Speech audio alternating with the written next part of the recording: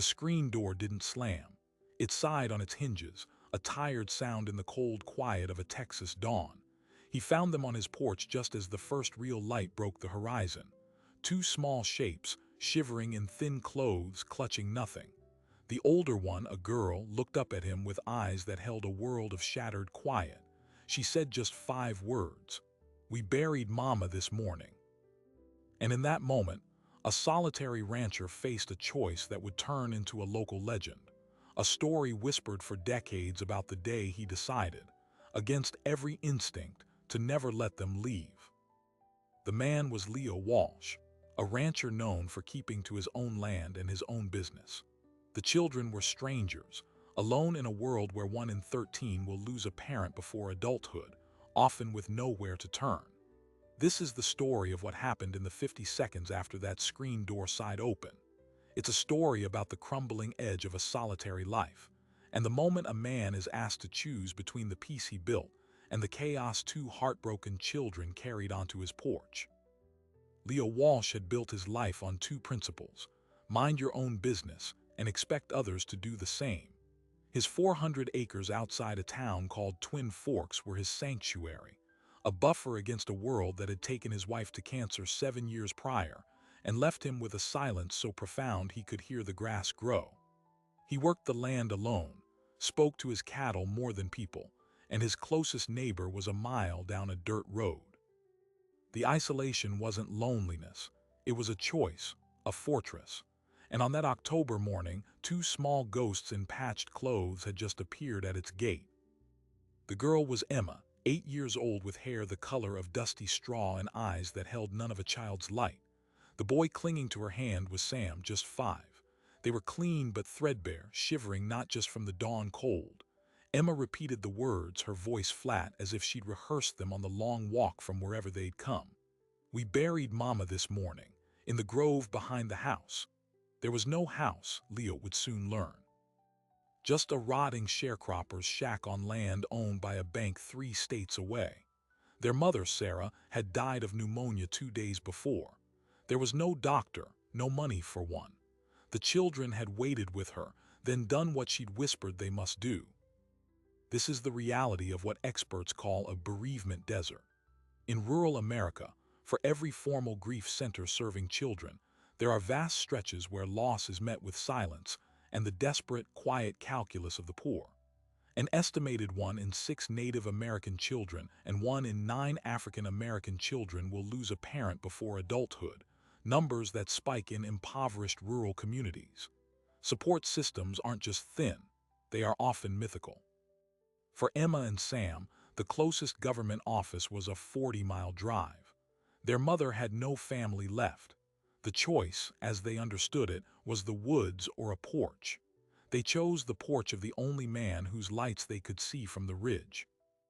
Leo's first thought was procedure. He'd call the county. He'd make coffee, wait for someone in a uniform to come, and make this someone else's problem. This was the protocol of a modern society. But Twin Forks County had one overworked social worker covering a territory larger than Rhode Island. The foster care system was buckling under the weight of more than 14,000 children in the state alone. Placement, especially for a sibling pair, could mean weeks in a temporary shelter or separation. Leo knew this not from statistics, but from the grim, knowing tone of the local news. The system was a chasm. These children were at its edge. But here's the thing about a fortress. Its walls protect what's inside, but they also blind you to what's outside. Leo looked from Emma's exhausted defiance to Sam's silent, trembling lower lip. He saw his own hands, rough and capable, and then he saw their small, dirty ones. The math of the situation was cold and absolute. The law of the land said call it in. The law of the wilderness, the older, deeper code his grandfather had lived by, whispered something else. It whispered that when a fledgling falls from the nest, you don't consult a manual, you pick it up. He didn't speak. He simply stepped back, holding the door open wider, a silent invitation. Emma hesitated, searching his face for the trap. Seeing none, she gripped Sam's hand tighter and led him across the threshold into the warm, dim stillness of Leo's kitchen. The door side shut behind them. In that moment, Leo Walsh unknowingly joined a hidden tradition, one documented in places like Possum Trot, Texas, where entire rural congregations have adopted dozens of foster children, or on therapeutic ranches in Arizona where grieving kids learn to rope and ride. It is the tradition of community stepping into the breach when every official system has failed. The first hour was a fragile, wordless ballet. Leo fried eggs. He found 2 mugs for milk. The children ate with a slow, solemn intensity that spoke of real hunger. Sam finally cried, quiet, heaving sobs that he buried in his sister's shoulder. Emma patted his back, her own eyes dry and ancient. Leo washed the plates and looked out the window at his peacefully grazing herd, his ordered world. That world was gone. He had just become the de facto guardian of 2 traumatized strangers. And he had no idea what came next. The pressure points began to manifest by midday. Leo's neighbor, Ben Carter, drove up on his tractor, having seen the children through his binoculars. Ben was a good man, but a gossip. News in a place like this traveled like creek water after a storm. "Heard you got visitors, Leo," Ben said, his eyes curious. "Everything square with the law?" It was a polite question laced with warning. The county sheriff, a man named Royce, was a stickler. Informal arrangements raised eyebrows. Informal arrangements with no kinship tie could raise legal hell. Then came the first rehook, the moment the simple problem of shelter became a complex web of danger. While fetching more wood, Leo found Emma standing at the pasture fence, staring at the cattle. "Mister," she said without looking at him. "The man at the bank, he came last week, said Mama was behind and we had to be out by the end of the month." She finally turned, her face pale. "He was mean. He said next time he'd bring the sheriff." So it wasn't just grief, it was debt, it was eviction. Their mother had been hiding the impending homelessness from them. The children weren't just orphaned, they were assets on a ledger about to be zeroed out. Leo made the call he'd been avoiding. The county social worker, a woman named Anya with a voice stretched thin by exhaustion, listened. "Mr. Walsh, I can file a report for endangered minors. I will. But if I take them into custody today, the best I can offer is a group home in Carson City. It's a 2-hour drive. They may not be placed together." She paused. "If you're willing to be assessed as an emergency kinship placement, even as a non-relative, that process can keep them with you temporarily. It's a mountain of paperwork, and it's not a guarantee." Kinship placement. The term hung in the air. He was no kin. He was a 52-year-old bachelor who talked to cows. But the alternative was tearing them from the only stable ground they'd felt in weeks, possibly from each other.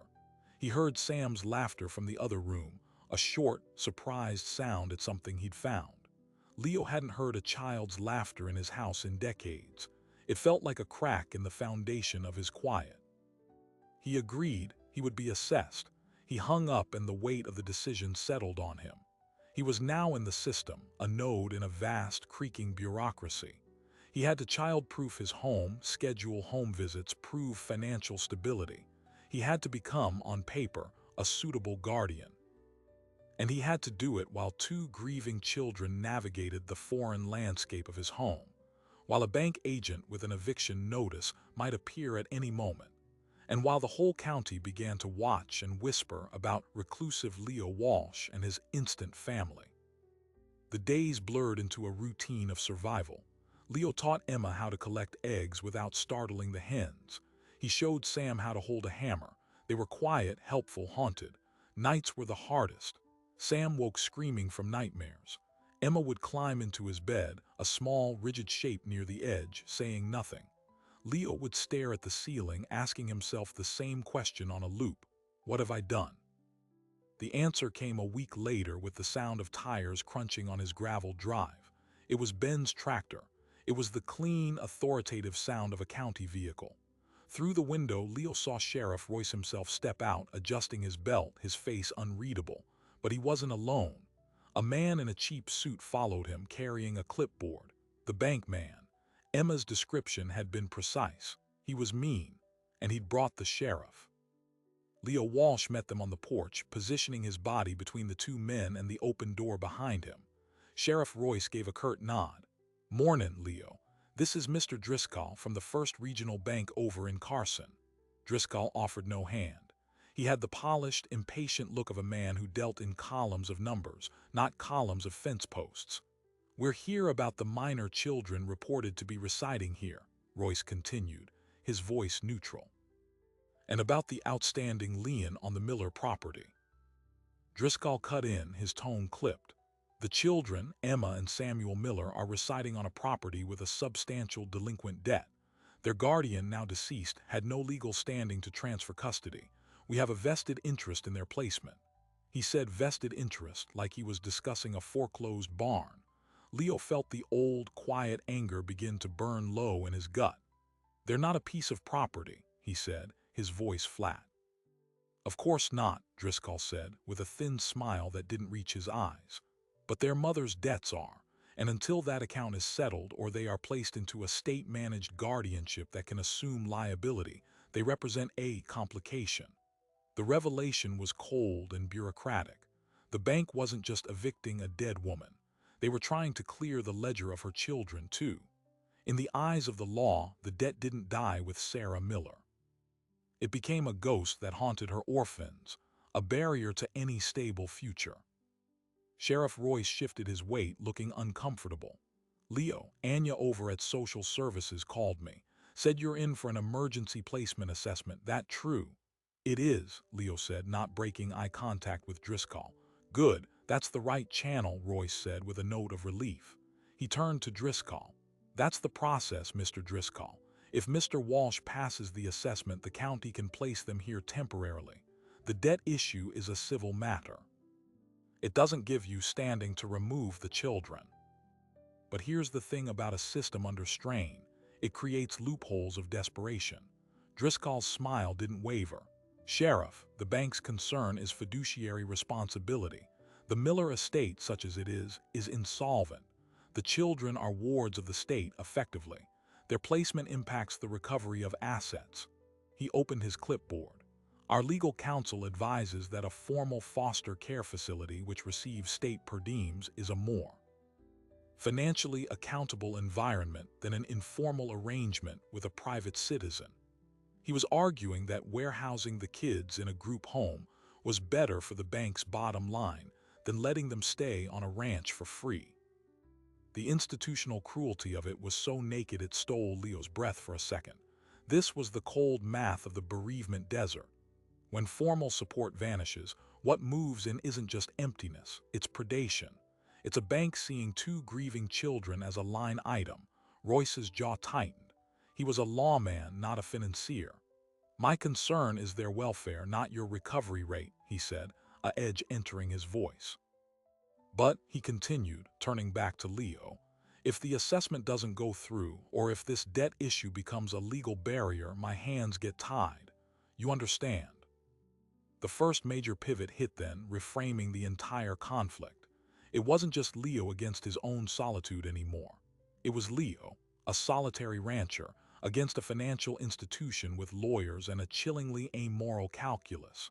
The stakes had just escalated from personal sacrifice to systemic warfare, and the weapon the bank would use wasn't a gun, it was paperwork. It was the very assessment designed to protect the children. Driscoll left with a promise to file a motion with the family court to formalize the debt consideration in the placement hearing. Sheriff Royce lingered for a moment after Driscoll's car had vanished in a cloud of dust. "Leo," he said, quieter now, "that man's an ass, but he's a powerful ass. The bank owns half the county board.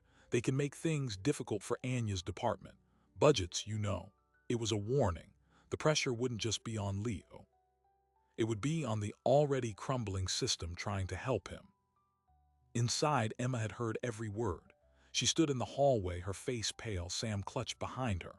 "We can go," she whispered, her voice trembling for the first time. "We don't want trouble." Leo knelt, bringing himself to her eye level. "Listen to me," he said, his voice low and firm. "Trouble was already here. It was at your door long before you got to mine. You're not bringing it, we're facing it together." He didn't know where the words came from, but as he said them, he knew they were true. The fortress walls were down. He was all in. The assessment process became a battlefield. Anya, the social worker, arrived for her first home visit. She was thorough, kind, but visibly stressed. She noted the lack of child-safe cabinets, the need for fire extinguishers, the absence of a dedicated bedroom for the children. Each note was a strike against him in a report that Driscoll's lawyers would surely subpoena. Then came the personal history questionnaire. Had he ever been arrested? No. Did he have a history of mental illness? He checked the box for bereavement after his wife's death. Did he have experience caring for children? He wrote, learning fast. Meanwhile, the whisper network of Twin Forks ignited. At the general store, Leo overheard two ranchers talking. Heard Walsh took in them Miller kids, Banks fit to be tied. The other grunted. Banks gonna make an example of him, don't buck the system. But there was another current, too. An older woman, Mrs. Gable, whose husband had died leaving her deep in debt to the same bank years ago, pressed a jar of preserves into Leo's hand.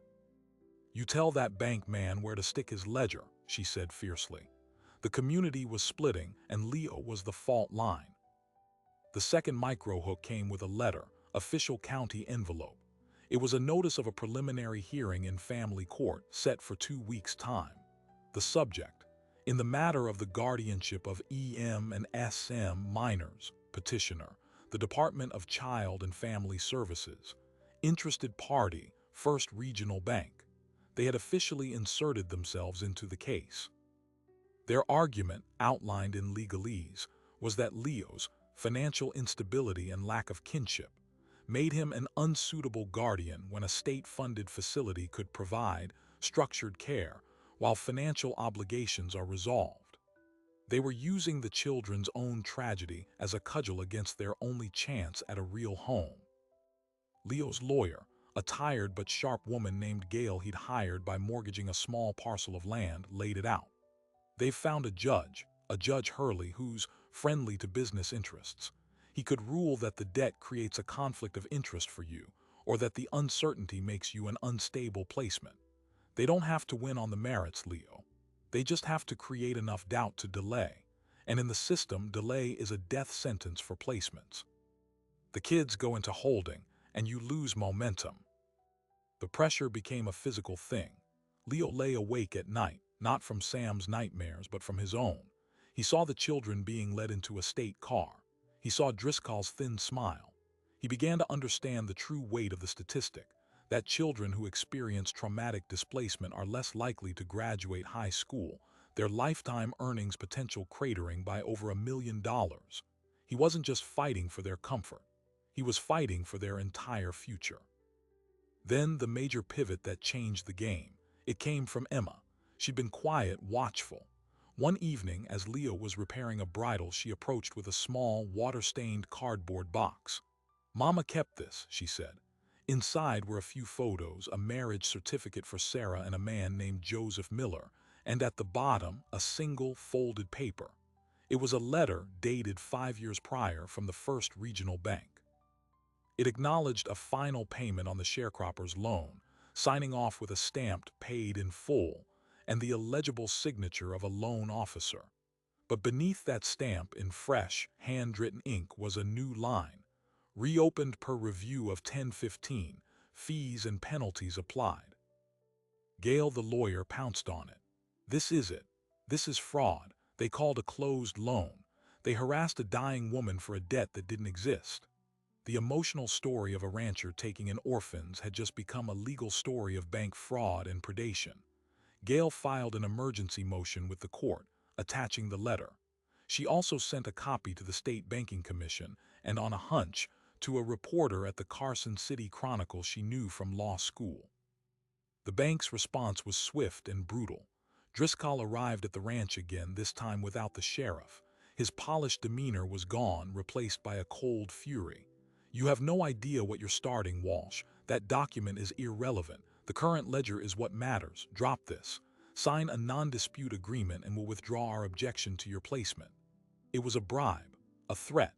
Leo stood on his porch, the paid-in-full letter in his hand. "Get off my land," he said, his voice quiet and final. But the bridge to the next crisis was already built. The following morning, Sheriff Royce was back, his face grim. This time he wasn't escorting a banker. "Leo," he said, holding out a folded document. "I'm sorry. Judge Hurley just issued a temporary injunction, pending investigation of the financial irregularities and their potential to create an unstable environment. He's ordering the children into temporary county custody, effective immediately. Anya's on her way to pick them up. The word immediately hung in the air like a physical blow. Leo Walsh stood on his porch, the temporary injunction paper in his hand, feeling like a death sentence. Sheriff Royce wouldn't meet his eyes. "I'm sorry, Leo. It's a judge's order. I have to enforce it." From the doorway, Emma let out a small, choked sound. Sam began to cry openly, the terrified wail of a child who knows he's about to be taken from the only safe harbor he's found. Anya's county sedan turned onto the gravel drive, moving slowly, regretfully. This was the system's crushing weight. Designed to protect, it now operated with the cold efficiency of a trap.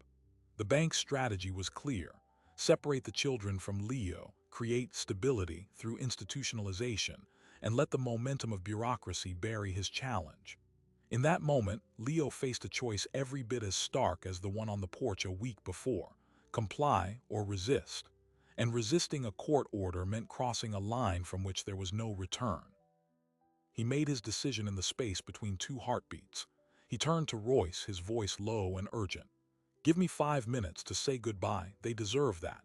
The sheriff, a decent man caught in a bad machine, hesitated, then gave a slight nod. "5 minutes, then I have to do my job, Leo." Inside, Leo didn't pack bags. He knelt in front of Emma and Sam, their faces streaked with tears. "Listen to me. This isn't over. This is a battle, not the war. You go with Anya. You be brave. And I will get you back, I promise." He hugged them, a quick, fierce embrace that felt like tearing a piece of himself away. He slipped the paid in full letter into Emma's pocket. "Keep this safe." He watched the car drive away, Sam's small hand pressed against the rear window. The emptiness that followed was worse than the silence after his wife's death. This was an active, aching void. He stood in the driveway until the dust settled, then he walked inside, picked up the phone, and called his lawyer, Gail. "They took them," he said, his voice raw. "What's our next move?" But here, where the story pivots from one man's fight to community's awakening, the "wait, it gets worse" moment wasn't a new legal filing. It was the realization that the bank overreach had just been witnessed by the entire town. Ben Carter, the neighbor, had seen the county car leave. He called his brother, who called the feed store. By noon, the news had spread through Twin Forks like a prairie fire. Leo Walsh lost the kids. The bank and Judge Hurley took them. And something in the town's spine, long bent under the weight of quiet struggle, began to stiffen. That afternoon, Mrs. Gable, the widow with the jar of preserves, marched into the Carson City Chronicle office. She demanded to speak to the reporter Gail had contacted. She didn't just tell her about Leo. She told her about her own husband, about 2 other families on the edge of town who'd been strong-armed by First Regional, about the way the bank's tentacles touched everything. The reporter, a woman named Lin Vu with a nose for systemic corruption, saw the story transform. It was no longer just a human interest piece. It was an exposé. The first major revelation stack hit the public 2 days later. The Chronicle's front-page headline read, "Debt or Family? Bank Targets Orphans in Ranch Dispute." The article detailed the paid-in-full letter, named Driscoll, outlined the bank's motion in family court, and quoted anonymous county sources about pressure on social services. It also dropped a bombshell. A record search showed Judge Hurley's re-election campaign had received the maximum allowable donations from a political action committee funded primarily by First Regional Bank's holding company. The appearance of a conflict of interest was glaring. Public pressure, a force the bank had discounted, began to swell. Letters to the editor flooded in. A local radio host picked up the story. A hashtag, "Bring Them Home to the Ranch," started trending in the state capital. The family court, an institution used to operating in near-total obscurity, was suddenly in an unwelcome spotlight. The bank's countermove was a classic. They went bigger. They filed a defamation lawsuit against Leo Walsh and the Carson City Chronicle, claiming the article had damaged their reputation and implying the paid-in-full letter was a forgery. They also filed a formal complaint with the state bar against Gail, accusing her of frivolous litigation and witness tampering. It was a scorched earth strategy designed to bankrupt Leo with legal fees and silence his advocates. Driscoll gave a press conference, his polished demeanor restored, calling Leo a well-intentioned but misguided opportunist, exploiting children for a land grab. The pressure on Leo was now existential. The legal fees were draining the savings he'd set aside for property taxes. The defamation suit meant he could lose the ranch itself if a judgment went against him. Gail warned him the bank was trying to grind them down. They have infinite resources, Leo. We have a mortgage and righteous anger. Leo spent his days in a fog of despair, the ranch chores feeling meaningless. He'd failed. Then came the second-order consequence, the moment that revealed the true, hidden cost of the bank's actions. Anya, the social worker, called him, her voice thick with emotion. "Leo, I'm not supposed to tell you this, but Sam, he's not talking. Not a word since he got to the group home. He's just shut down. The therapist says it's a trauma response.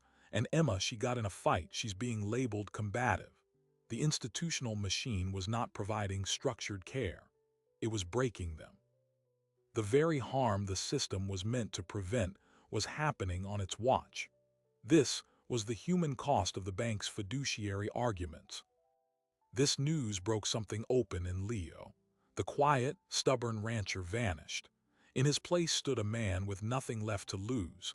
He called a town meeting at the Twin Forks Grange Hall. He didn't know if anyone would come. They came. The hall was packed. Ranchers, shopkeepers, teachers, people from 3 counties. They came because they'd read the article, heard the radio show, or because they'd had their own run-ins with First Regional. Leo stood before them not as a hero, but as a broken man. He told them about Sam not speaking. He told them about Emma's fight. He held up a copy of the defamation suit. "They're not just suing me," he said, his voice carrying in the silent room. "They're suing the truth. And if they can do it to me and 2 kids with no one, they can do it to any of you." That meeting birthed the Twin Forks Alliance. It wasn't an official thing. It was a pact. Ranchers pooled money for Leo's legal defense fund. A retired teacher organized letter-writing campaigns to the State Banking Commission and the Judicial Conduct Board. Mrs. Gable's nephew, a videographer, started documenting the story for a YouTube channel. The community, once divided by gossip, unified under a single cause: get the kids home. Their first collective action was a peaceful vigil outside the county courthouse on the day of Leo's next hearing. Dozens of people stood in silence, holding signs that said "Kids are not collateral" and "Hurley, whose side are you on?" The local news cameras were there. The judge, seeing the crowd and the cameras, adjourned the hearing for a week, citing the need to review new evidence. It was a stall, but it was a victory. They had gotten his attention. The bank, sensing the tide turning, made a fatal error. They overplayed their hand. Driscoll, in a deposition for the defamation case, was asked under oath if the bank had a policy of reopening closed loans. He said no, unequivocally. But Lynn Vu, the reporter, had been digging. Through a source at the State Banking Commission, she obtained a confidential whistleblower report. A former loan officer at First Regional alleged that reopening settled accounts to apply new fees was a common practice for boosting quarterly profits. The report named names, including Driscoll's supervisor. The Chronicle published this the day before the rescheduled hearing. The scandal was now undeniable. The state attorney general's office announced an investigation into First Regional's lending practices. The Judicial Conduct Board opened a preliminary inquiry into Judge Hurley's campaign finances. The house of cards was trembling. But the bank had one last desperate move. On the morning of the hearing, Leo received a call from an anonymous number. A man's voice, not Driscoll, spoke quickly. "Drop the claims, walk away, or we release the medical records, your wife's prescriptions, the depression. It won't look good for a guardian." It was a threat to smear his late wife, to use his own grief against him in the court of public opinion. The cruelty was bottomless. Leo walked into the courthouse that day carrying that threat like a stone in his chest. The hallway was crowded with supporters and press. He saw Gail, her face set. He saw Anya holding a file. And then he saw being led in by a county aide, Emma and Sam. They were pale, thinner. Sam saw him and his eyes widened, but he didn't run over. He just stared as if afraid Leo was a ghost. Emma met his gaze and gave a tiny, almost imperceptible nod. It was enough. The hearing was a whirlwind. The bank's lawyers, reeling from the whistleblower report, argued weakly for the status quo. Gale presented a new filing, a motion for immediate reunification, supported by a sworn statement from a child psychologist who had reviewed Sam's case and declared the group home environment actively detrimental. Anya took the stand, and defying her superiors, testified that Leo's home was the only placement that had shown any positive effect on the children's well-being. Then Leo's lawyer did the unexpected. She called Leo to the stand. Under oath, Gale asked him one question. "Mr. Walsh, what do you want?" Leo looked past the lawyers, past the judge, to where Emma and Sam sat. "I want to take my kids home," he said, his voice clear in the silent courtroom. "And I will spend every day of my life proving I'm worthy of them." Judge Hurley, his legacy now under investigation, his courtroom packed with witnesses, had a choice. Be remembered as the judge who bowed to a corrupt bank, or the one who corrected a terrible mistake. He cleared his throat. He vacated the temporary injunction. He dismissed the bank standing in the custody matter, citing the appearance of improper influence. He ordered the Department of Child and Family Services to immediately commence a 90-day trial reunification, with Leo as the designated foster parent pending final approval. He did not smile. He simply said, "Court adjourned." There was no cheering in the courtroom, just a collective release of breath. Leo walked across the room as the bank's lawyers gathered their papers in stunned silence. He knelt, and this time, Sam did run, crashing into his arms. Emma followed more slowly, but she let him hug her, her head resting against his shoulder. They were going home. But as they walked out of the courthouse into the afternoon sun, greeted by the quiet applause of the vigil keepers, Leo knew this wasn't the end.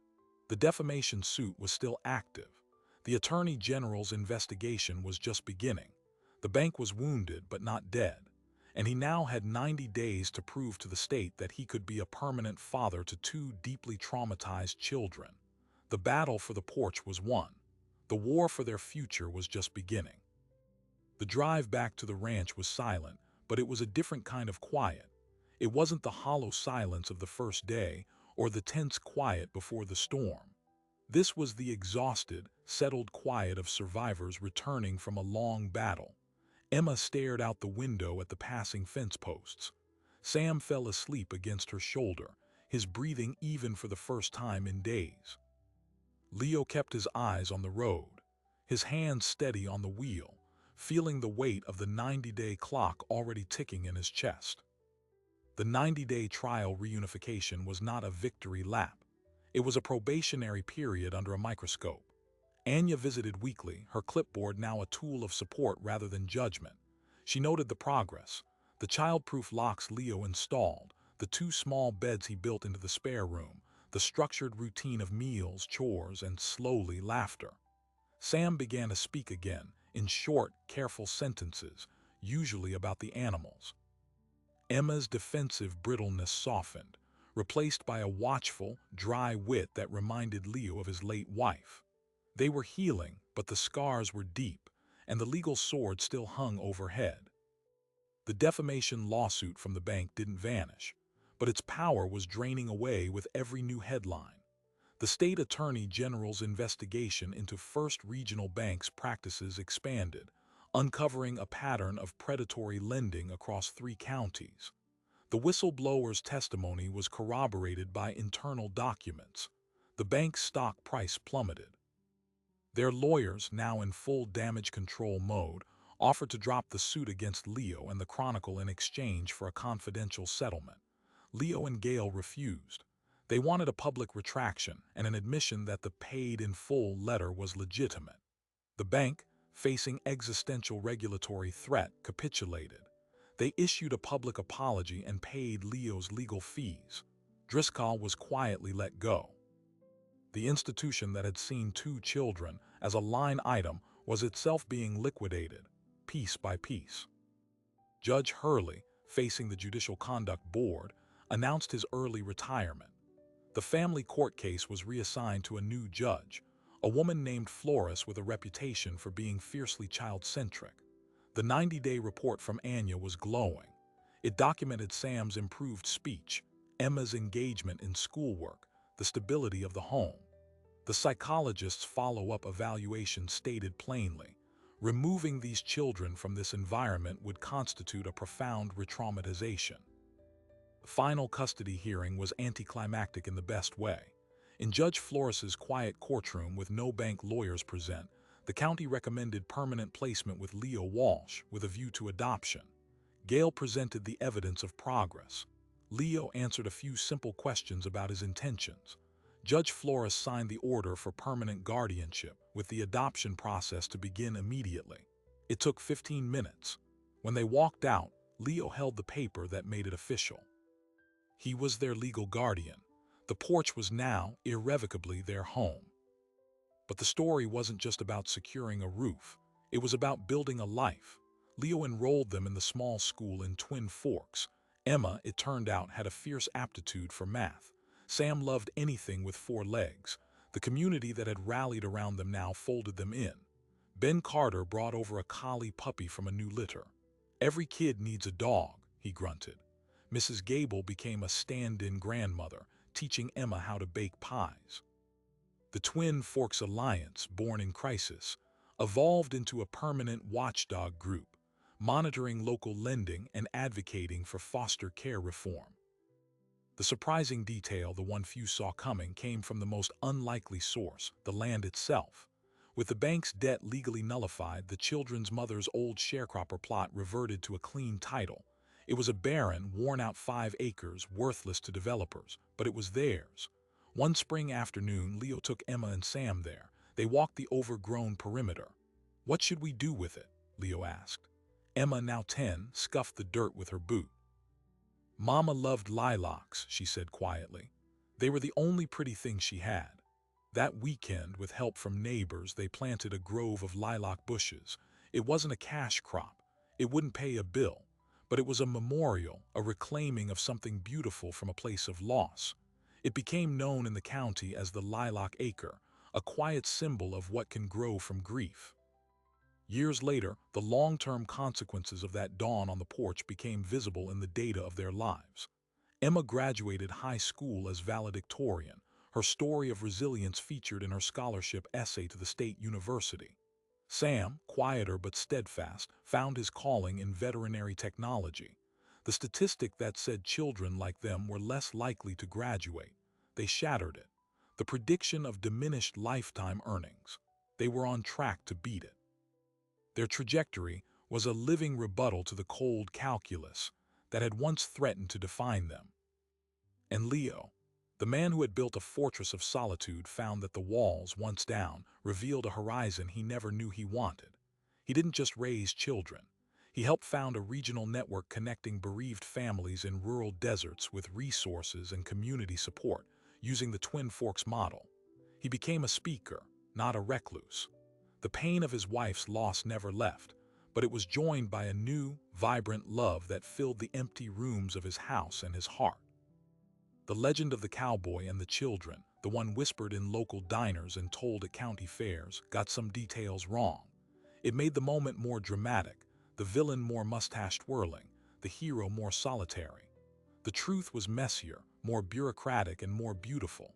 It was the story of a man who chose to open a door, and a community that chose to stand behind him. It was about the fragile, powerful infrastructure of compassion that can be built when official systems fail. On the 20th anniversary of that morning, a documentary film crew interviewed an older Leo Walsh on that same porch. His hair was fully gray, his hands more gnarled, but his eyes were clear. Behind him, through the screen door, you could see a family portrait on the wall. Leo, a grown Emma in her college gown, a young man named Sam in scrubs holding a stethoscope, and their respective partners. A full house. The reporter asked the inevitable question, "What did you learn from all of it?" Leo looked out at the pasture, then back at the camera, a slow smile forming. I learned that the most important thing you can build isn't a fence, it's a bridge, and you never know who's waiting to cross it. The screen door still sighs on its hinges, but now it's the sound of a home that knows its purpose. The story that began with two orphans and a solitary rancher didn't end with a legal decree. It became a blueprint for how we heal the cracks in our own communities, one open door at a time. So what does this story, this local legend, actually tell us? It tells us that the most critical support system often isn't found in a government manual or a distant office. It's found in the 50 seconds of decision on a porch at dawn. It's in the courage of a community to look at a broken system and say, "Not here, not for these children." The statistics of childhood bereavement still paint a stark picture. 1 in 13, 1 in 6 in marginalized communities. Grief deserts still exist across rural America and beyond. The systems are still overburdened. Banks and bureaucracies still sometimes see people as problems. But the counterforce to that cold reality isn't a mystery. It's the simple, terrifying, beautiful act of choosing connection over caution. It's the Leah Walsh in every town, the Mrs. Gable in every neighborhood, the Anya who bends the rules for the right reason, the Gail who fights the fight. The story of Emma, Sam, and Leo is a blueprint, but it's not a fairy tale. It was hard. It was expensive. It was legally perilous. It asked everything of a man who thought he had nothing left to give. But that's the point. Resilience isn't born from ease. It's forged in the friction between a hard world and a soft heart. The lilac acre didn't bloom because the soil was perfect. It bloomed because someone decided to plant anyway.